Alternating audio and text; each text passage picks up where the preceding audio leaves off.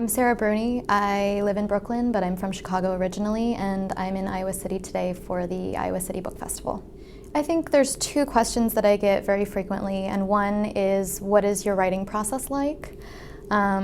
Which is always interesting because I feel like I don't necessarily have a process that makes a lot of sense to an outside person.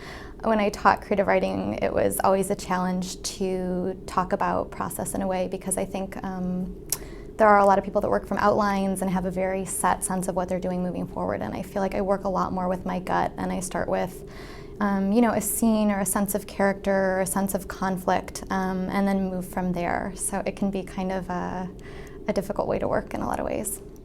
Absolutely. I work from home, and that's something that I've always done.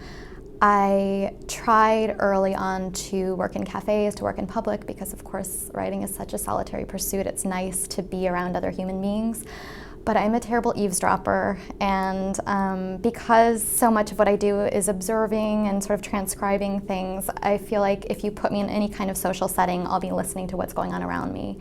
And it's sort of a challenge for me in some ways to reject the world around me in order to enter this created world for an extended period of time. So I really require absolute silence and to be around as few people as possible. So I always work from home.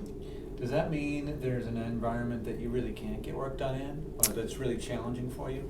Yeah, I think any time that I'm around other people, it's challenging for me. So if I'm in a cafe, there's a number of writers' workspaces in Brooklyn now or in New York, and I have a really hard time with that. I feel like just being aware of other people's fingers moving on a keyboard is very distracting to me, perhaps even just because I get the sense that they're getting work done and I'm not. I'm listening to them, I'm thinking about what they're doing. I really need to be completely alone in order to write.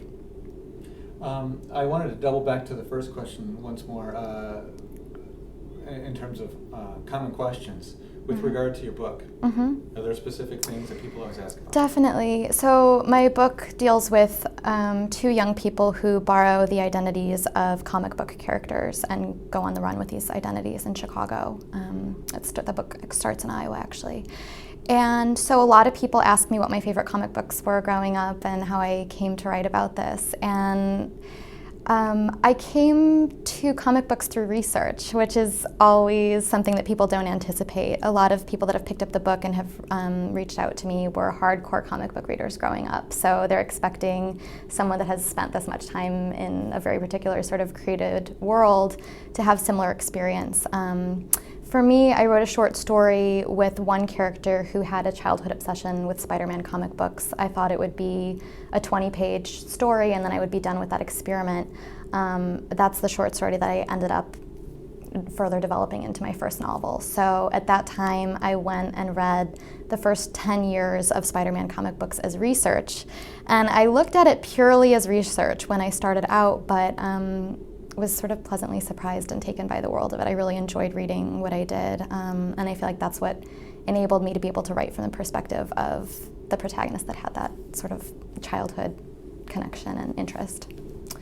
Yeah, I feel like in terms of craft, there are things that I'm definitely interested in trying to tackle that I haven't been able to yet. I wrote pretty much exclusively short stories for a long time, and they were all close third-person point of view narration.